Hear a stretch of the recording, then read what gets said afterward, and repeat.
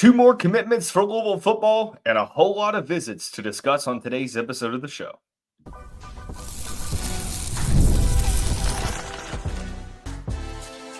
You are Locked On Louisville, your daily podcast on the Louisville Cardinals. Part of the Locked On Podcast Network, your team every day. What's going on, everyone? Welcome into this Friday evening edition of the Locked On Louisville podcast. I'm your host, Dalton Pence. This is my fifth year covering the University of Louisville, third year hosting this show. And I want to take the time to personally thank you all for making us your first listen of the day. Just a reminder, the show is free and available on all streaming services 5 days a week, your team every day. Today's episode of the show brought to you by Game Time. Download the Game Time app, create an account, use the code LOCKEDONCollege for $20 off of your first purchase. Terms apply. Two more commitments for Louisville football out of the transfer portal. Western Kentucky linebacker Darius Thomas and Florida International offensive lineman Naeer Jackson.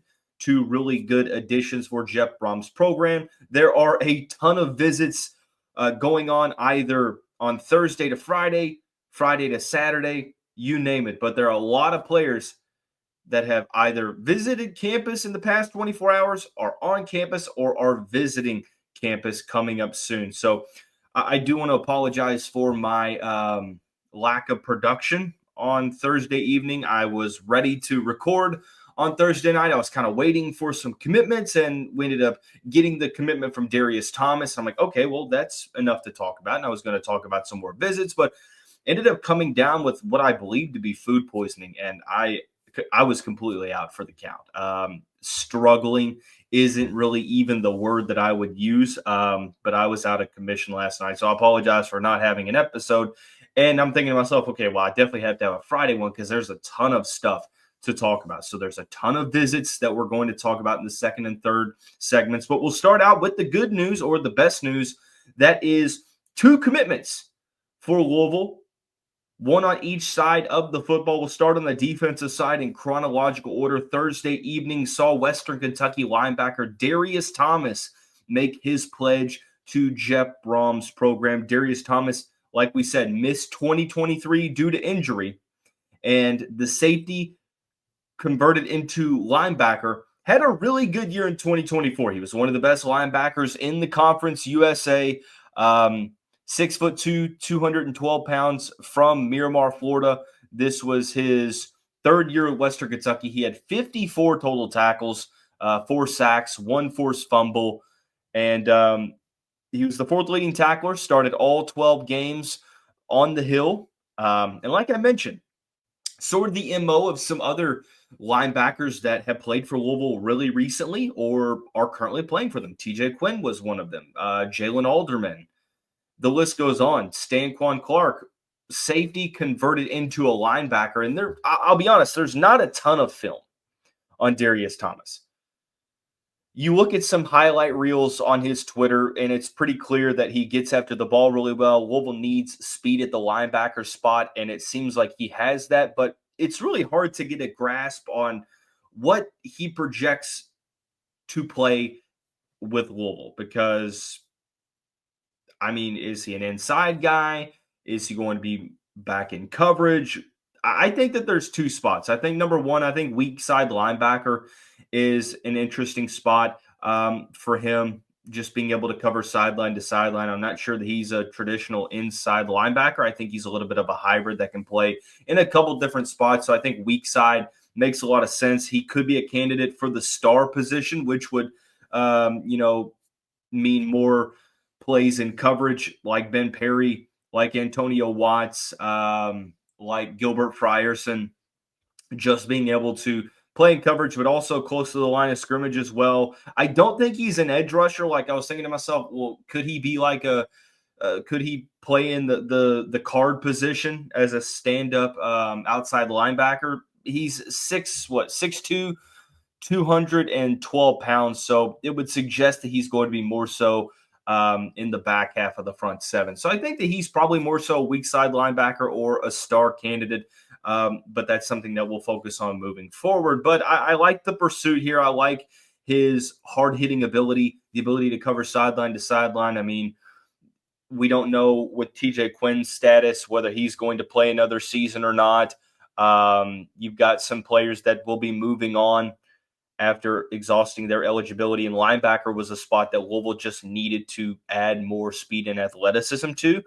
And I think that Darius Thomas is a pretty solid addition to the room. I think looking at the numbers here, I would imagine, because I'm looking at 2022, he played in more games. I believe since he missed all of 2023, he has 2 years of eligibility remaining. So I think that that's a good portion to talk about, is that he does have some continuity that he can bring. So I like this addition here. I think that Louisville is obviously going to hit the defensive side of the ball hard. They are having to replace a ton of defensive players.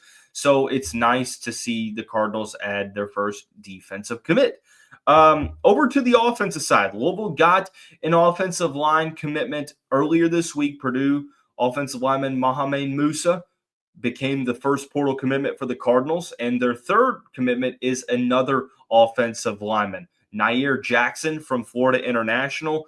And this guy, as we mentioned, I mean, he is a huge human being. 6'7", 315 pounds, or 320 pounds, depending on where you look.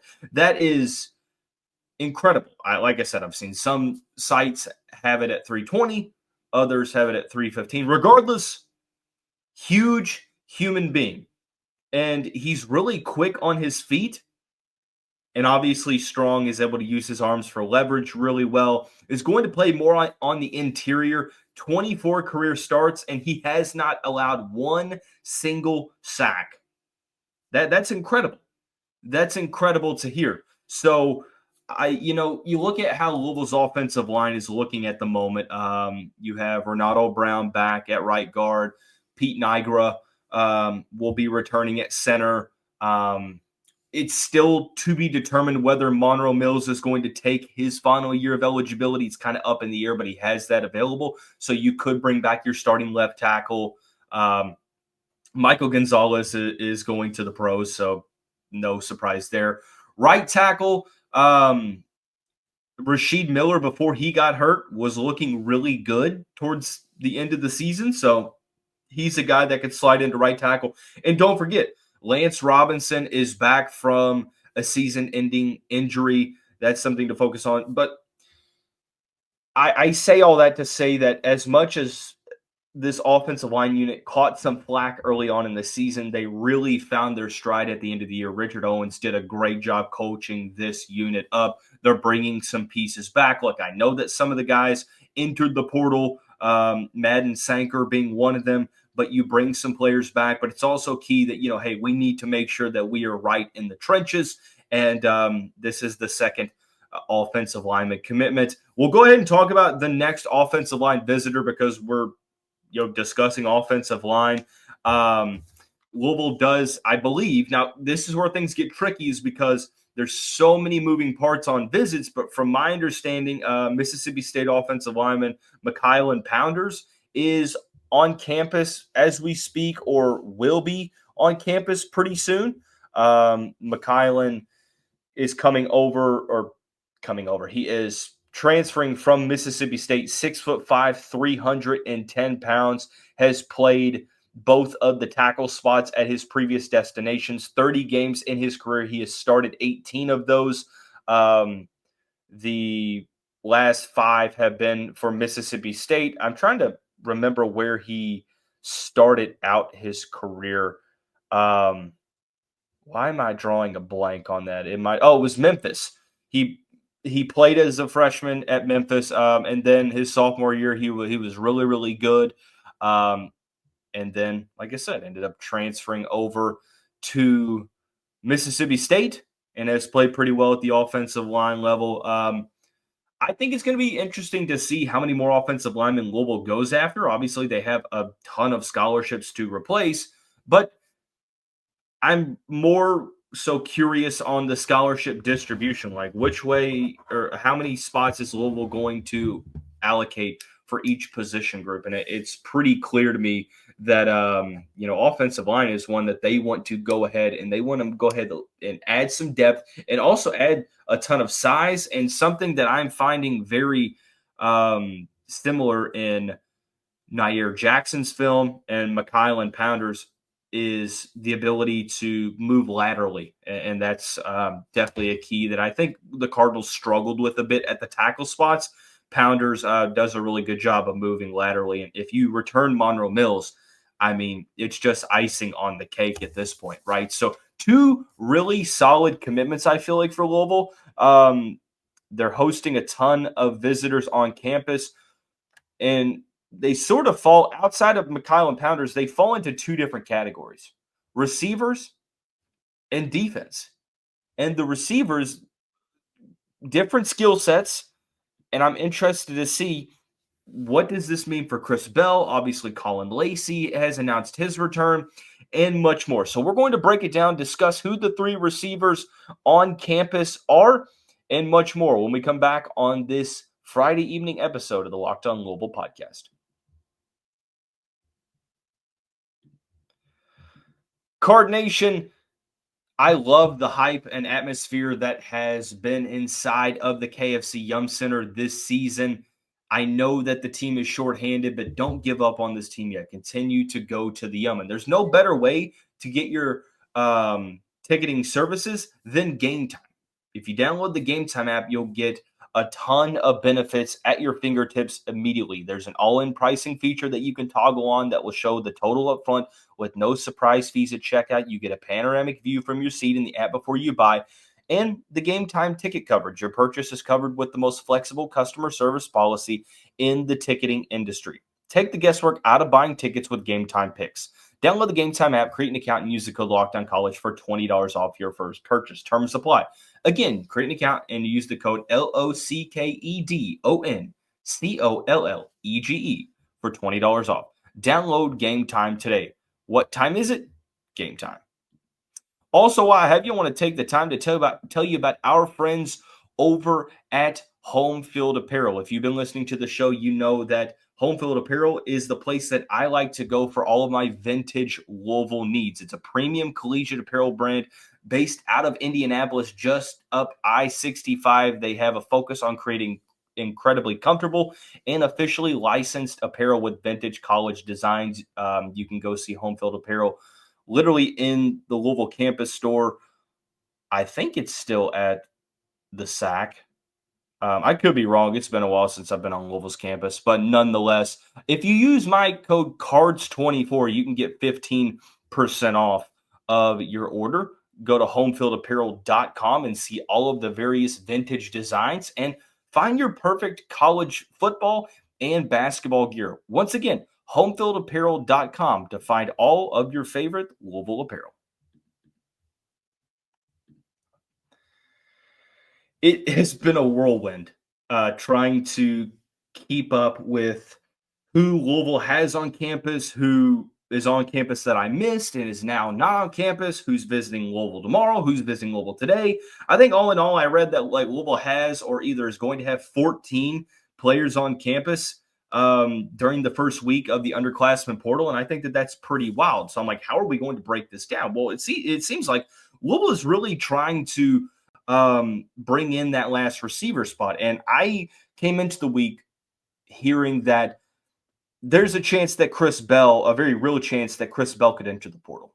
And I was like, man, that sucks, because I thought that he was really reaching stardom. Well, some intel that I got just about 24 hours ago is that might have shifted.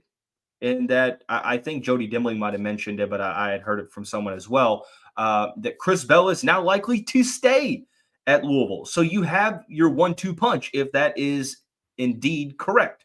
You have Colin Lacey and Chris Bell, but you still need some depth. I mean, you have Jimmy Callaway gone, Jaden Thompson gone, Jaleel McClain gone. The list goes on. So you bring in, you bring back some players, but Louisville needs another guy on the outside. You need a backup to Colin Lacey in the slot.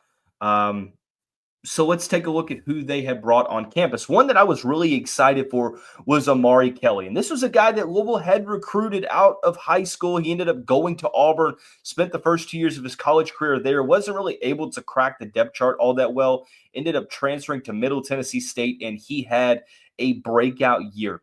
53 receptions for 869 yards and 4 touchdowns for the 6-foot native of Trussville, Alabama. The season was good enough to land him on the first team All-Conference USA list as a wide receiver and on the second team as a punt returner.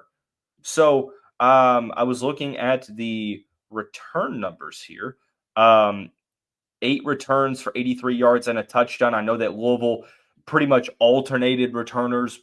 I mean, it seemed like every week. So maybe Omari Kelly could end up being, Louisville's go-to punt returner in the future if he joins the Cardinals. I think it's pretty interesting as well is that the depth of reception for Kelly averages 16.4 yards per reception. And even when he was at Auburn, 18.7 his freshman year, 22.5 his redshirt freshman year.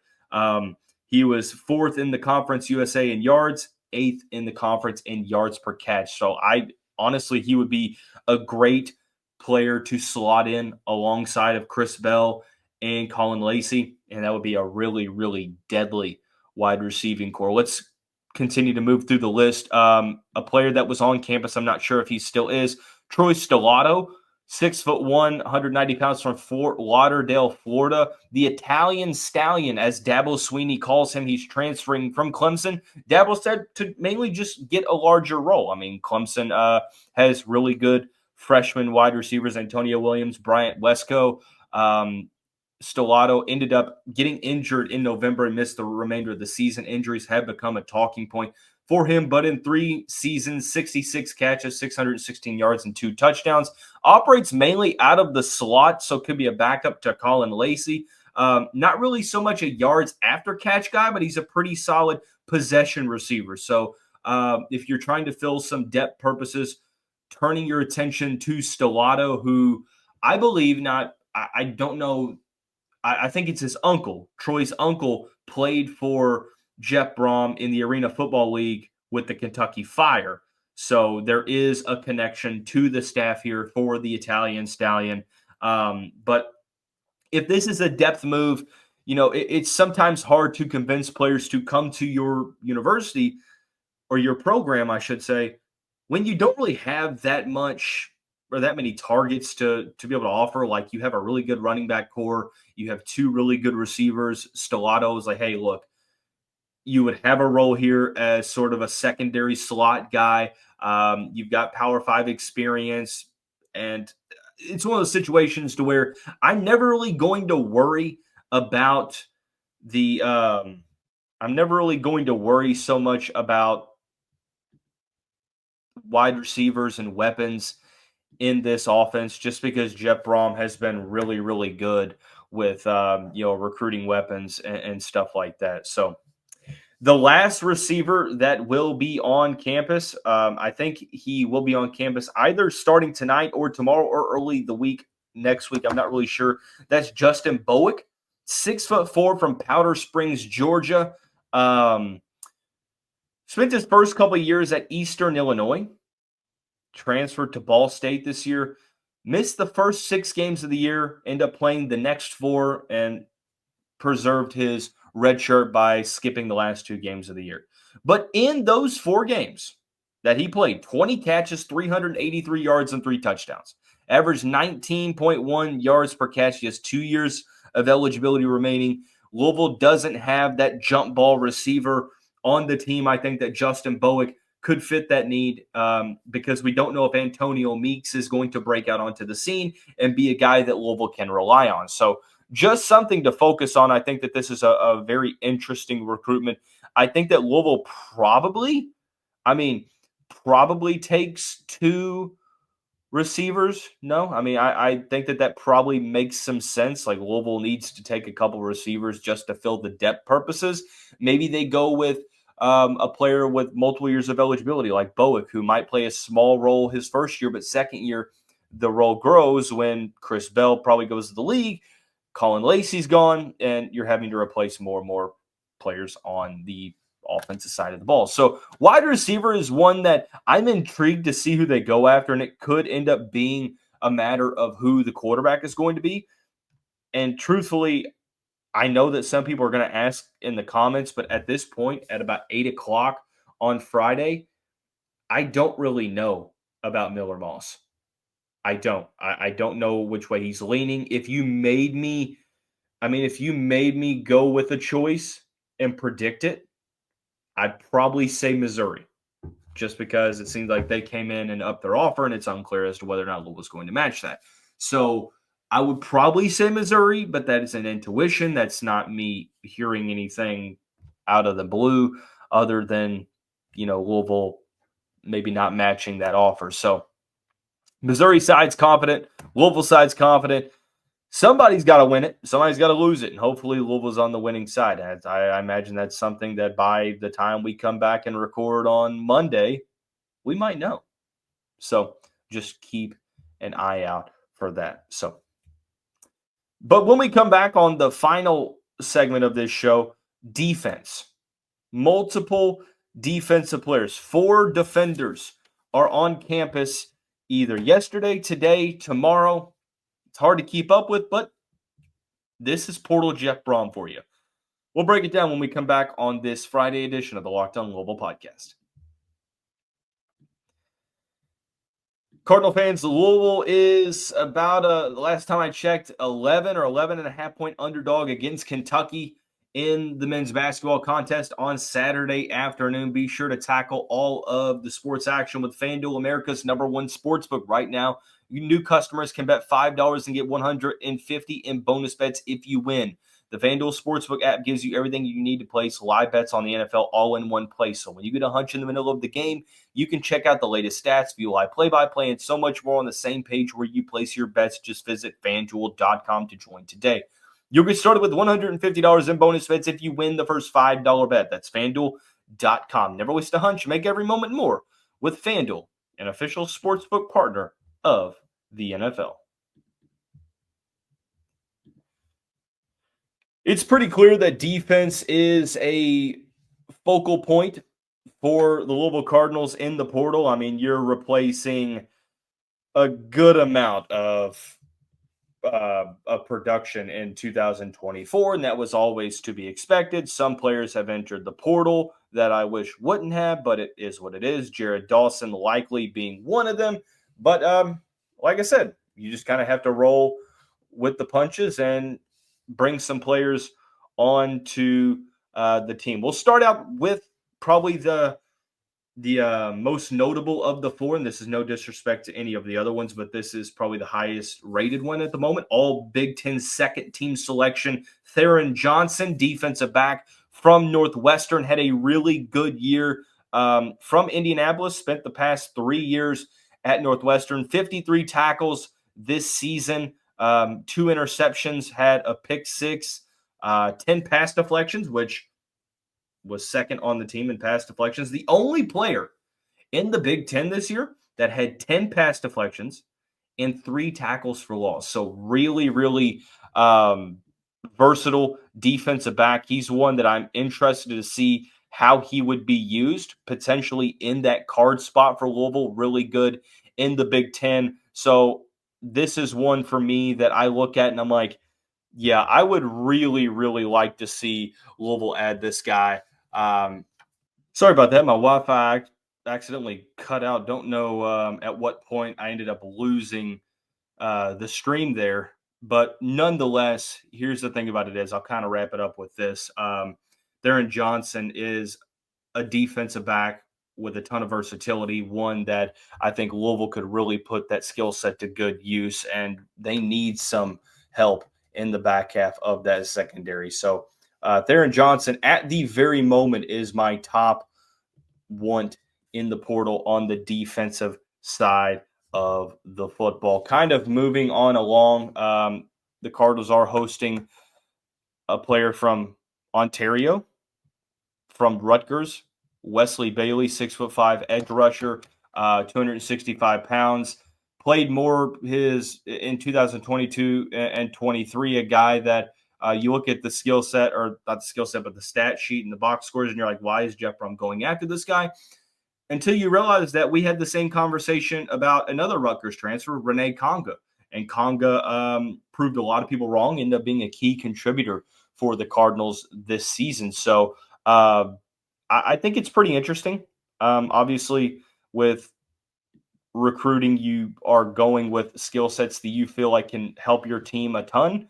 And if Jeff Brom wants to add them to the team, then he has a lot more hits in the portal than misses at the moment. So that's something that I am going to trust until he shows me that I can't moving forward. But speaking of moving forward, let's continue to go down the line. And look, I know that this is going to sound extremely choppy and like I'm rambling and trying to get through this, but that's just because Jeff Brom said I'm going to have 100 new dudes on campus this week, and you're going to have to talk about all of them. Another defensive lineman, Jerry Lawson, 6'2", 295 pounds from Breckenridge, Texas.